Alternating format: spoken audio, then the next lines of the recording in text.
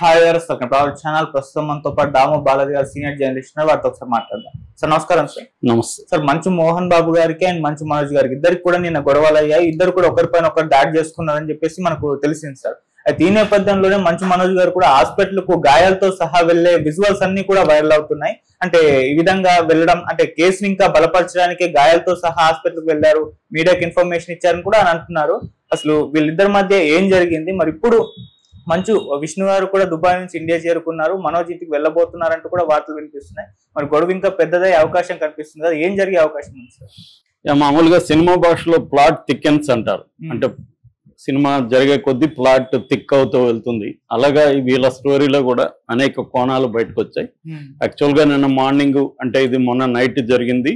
So నిన్న morning news బయటకు వచ్చింది. పహాడీ షరీఫ్ పోలీస్ స్టేషన్ లో కంప్లైంట్లు ఇచ్చాడు అన్న, ఇటు మనోజ్ ఇచ్చాడు, ఇటు మోహన్ బాబు కూడా ఇచ్చాడన్న వార్త వైరల్ అయింది. బట్ దాన్ని వాళ్ళ PR team, Mohan Babu PR team immediate గా ఖండించారు. అలాంటిది ఏం జరగలేదు, మీరు బేస్లెస్ అలిగేషన్ చేయకండి, ప్రచారం చేయకండి అని వాళ్ళు ఇచ్చారు. బట్ ఇది ఇచ్చిన కొంతసేపటికే మనోజ్ తన భార్య మౌనికారెడ్డితో కలిసి బంజారా హిల్స్ రోడ్ నెంబర్ 12 లో ఉండే TX అనే ఒక హాస్పిటల్కి వెళ్ళారు. సో అక్కడ మనోజ్ నడవలేకపోవడం చూసారు అందరూ. హాస్పిటల్కి వెళ్ళినాక అతనికి సిటీ స్కాన్ కావచ్చు, అల్ట్రాసౌండ్, ఎక్స్రేలు ఇవన్నీ తీసారని చెప్తున్నారు. అంటే బేసిక్ గా మనోజ్ కి పైకి కనిపించిన గాయాలు, ఇంటర్నల్ వూండ్స్ అయ్యాయని చెప్తున్నారు. ఒకటేమో కాలుకి అయింది, కాలు దాని ఏమంటారు మజిల్ దెబ్బతినింది, అట్లాగే కుడికాలు, అట్లాగే మెడ మీద మంచిగానే దెబ్బ తగిలింది లోపల. సో ఈ రెండింటికి సంబంధించి వాళ్ళు ట్రీట్మెంట్ ఇచ్చారు.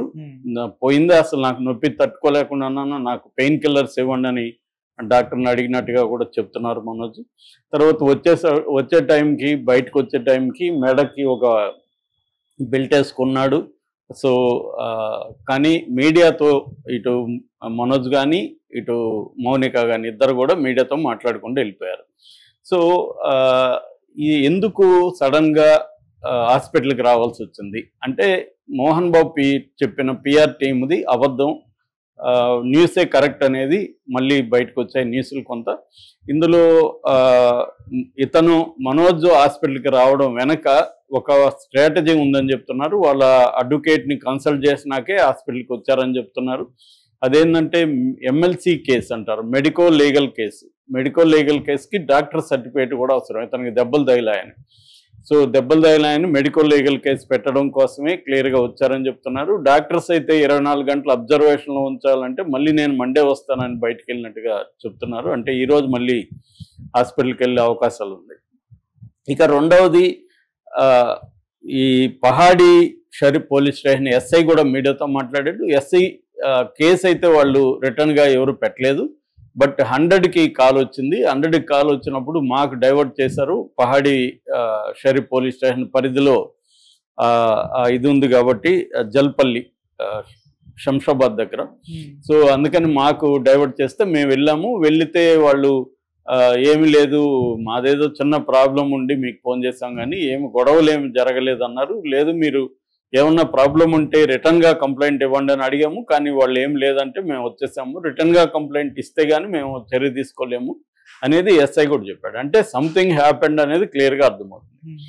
దాని తర్వాత ఈరోజు విష్ణు దిగాడు, దుబాయ్లో ఉన్నాడు మొన్నటి వరకు. విష్ణు దిగాడు అని చెప్తున్నారు. విష్ణు దిగక ముందే విజయ్ అనే విష్ణు పార్ట్నరు మనోజ్ ఇంటికి వెళ్ళి మనోజ్ ఇంట్లో ఉన్న CCTV ఫుటేజీ, హార్డ్ డిస్క్ ఎత్తుకుపోయాడని ఒక వార్త వైరల్ అవుతుంది.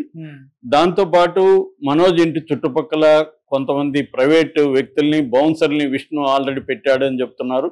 అంటే మనోజ్ ఇంటికి ఎవరు వెళ్తారు ఏంటి అవన్నీ కూడా వాళ్ళు ఎప్పటికప్పుడు ఇన్ఫర్మేషన్ విష్ణుకి ఇస్తున్నారు అని చెప్తున్నారు. విష్ణు ఈరోజు మనోజ్ ఇంటికి వెళ్ళే అవకాశం ఉంది. ఆల్రెడీ విష్ణు ఒకసారి అంతకుముందే విష్ణుకి మనోజ్కి మధ్య గొడవలు జరిగాయి, ఆ వీడియో బయటకు వచ్చింది. దాని తర్వాత అది ప్రాంక్, మేము తీస్తున్న ఫిల్మ్లో పార్ట్, అది ఇలాగా విష్ణు కవర్ చేసుకోవడానికి ట్రై చేశాడు. అప్పుడు కూడా ఎవరు నమ్మలేదు. దాని తర్వాత కూడా మనోజ్ కూడా దాన్ని డిలీట్ చేసేసి మా మధ్య ఏమీ లేదని చెప్పడానికి ట్రై చేశారు.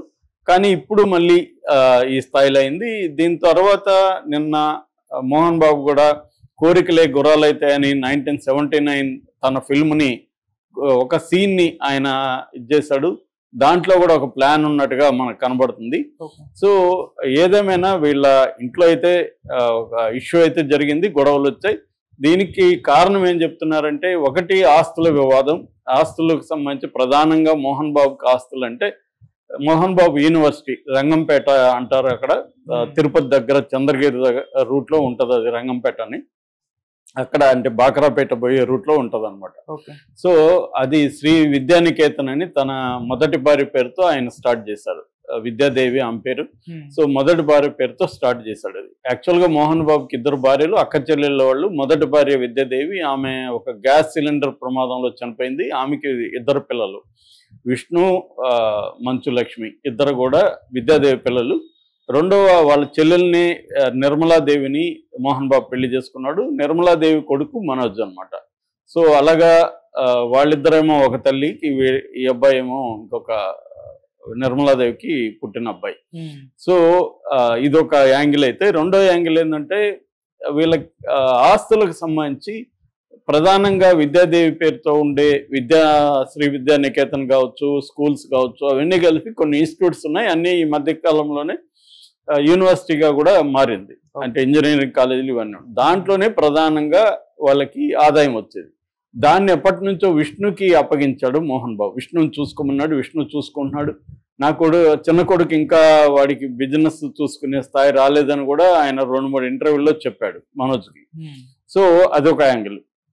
సో ఆస్తులు ఇప్పుడు పంపకాలు జరిగాయి. ఆ పంపకాల్లో ఎడ్యుకేషన్ ఇన్స్టిట్యూట్స్ అన్నీ కూడా విష్ణుకి వెళ్ళిపోయినాయి. వేరే ఆస్తులు మాత్రమే మనోజ్కి వచ్చాయి. ఆ ఆస్తుల్లో పెద్దగా ఆదాయం రావట్లేదు. అందువల్ల మనోజ్ దాంట్లో కూడా నాకు వాటా ఉంది కదా అని అడుగుతున్నాడు, కానీ మోహన్ బాబు ఇవ్వట్లేదు అనేది ఒక యాంగిల్. రెండో యాంగిల్ అంటే విష్ణు కెరీర్కి ఇద్దరిని హీరోలుగా ఇంట్రొడ్యూస్ చేస్తాడు మోహన్ బాబు, కానీ ఇద్దరు కెరీర్లు కూడా పెద్దగా ముందుకు వెళ్ళట్లేదు. కానీ విష్ణుకి మాత్రం ఎన్ని ఫ్లాపులు వచ్చినా మోహన్ బాబు సపోర్ట్ చేస్తున్నాడు, ఫైనాన్స్ పెడుతున్నాడు, ప్రొడ్యూస్ చేస్తున్నాడు. ఈ మధ్య కాలంలో కూడా మోసగాళ్ళు ఫ్లాప్ అయింది, జిన్నా ఫ్లాప్ అయింది. దాని తర్వాత కూడా మళ్ళీ కన్నప్పకి దాదాపు 150 కోట్ల బడ్జెట్ మోహన్ బాబు పెట్టాడని చెప్తున్నాడు. అదే టైంలో ఇటు మనోజ్ 7 ఏళ్ళు అయింది తెర మీద కనిపించి, అతనికి సినిమాలు లేవు. ఇటు మోహన్ బాబు ప్రొడ్యూస్ చేయట్లేదు, బయట వాళ్ళు ప్రొడ్యూసర్లు రావట్లేదు. అందుకని బ్రహ్మాస్మి అనే ఒక పెద్ద సినిమా అనౌన్స్ చేసిన దానికి మోహన్ బాబు సపోర్ట్ చేయకపోవడం వల్ల అతని కెరీర్ ముందుకు వెనక్కి వెళ్ళలేదు. సో ఇదొక రెండో యాంగిల్. అంటే కెరీర్ పరంగా మనోజ్కి సపోర్ట్ చేయకుండా విష్ణుకే సపోర్ట్ చేస్తున్నాడు మోహన్ బాబు అనేది మనోజ్కున్న కోపం. మూడవ యాంగిల్ ఏంటంటే మనోజ్ పెళ్లి విషయం. మనోజ్ రెండో పెళ్లి భూమా మౌనిక రెడ్డి అని చేసుకున్నాడు. ఆ అమ్మాయి ఆల్రెడీ ఒక పెళ్లి విడాకులు అయింది, డైవర్స్ అమ్మాయి, ఒక బాబు కూడా ఉన్నాడు భైరవ్ రెడ్డి అని. సో ఆ అమ్మాయిని పెళ్లి చేసుకోవడం మోహన్ బాబుకి ఇష్టం లేదు, విష్ణుకి మోహన్ బాబుకి. అది మూడో యాంగిల్. సో ఇలాగ అన్ని రకాలుగా ఫ్యామిలీ అంతా ఒకవైపు ఉంటే మంచు మనోజ్ మాత్రం ఒకవైపు ఉన్నాడు. కొంతవరకు లక్ష్మి మాత్రమే మంచు మనోజ్కి హెల్ప్ చేస్తుంది, కానీ లక్ష్మి కూడా మోహన్ బాబుని విష్ణుని ధిక్కరించే స్థాయి కాదు. ఇతన్ని అంటే ఇష్టం ఉంది, చిన్న అబ్బాయి కాబట్టి అమ్మాయి హెల్ప్ చేస్తుంది ఏదైనా విషయాలు తప్ప, గట్టిగా ధిక్కరించి మనోజ్ వైపు నిలబడి మోహన్ బాబుతో కొట్లాడే పరిస్థితి లేదు. దాంతో ఇతను ఒంటరిగా అయిపోయాడు. దాంతో ఇతను ఎలా ఏం చేయాలని ఒక పబ్లిక్ అవుదామా అన్న ఆలోచనలో ఉంది. అతను నర్మగర్భంగా చాలాసార్లు మాట్లాడాడు కూడా. సో ఈ కాంటెక్స్ట్ లో, గొడవలు అవుతున్న కాంటెక్స్ట్ లో నిన్న శనివారం నైటు ఇంటికి రా, నువ్వు సెటిల్ చేసుకుందాం అని మోహన్ బాబు పిలిచాడని, మోహన్ బాబు వెళ్ళిన తర్వాత ఈ అబ్బాయి మనోజ్ అక్కడికి వెళ్ళిన తర్వాత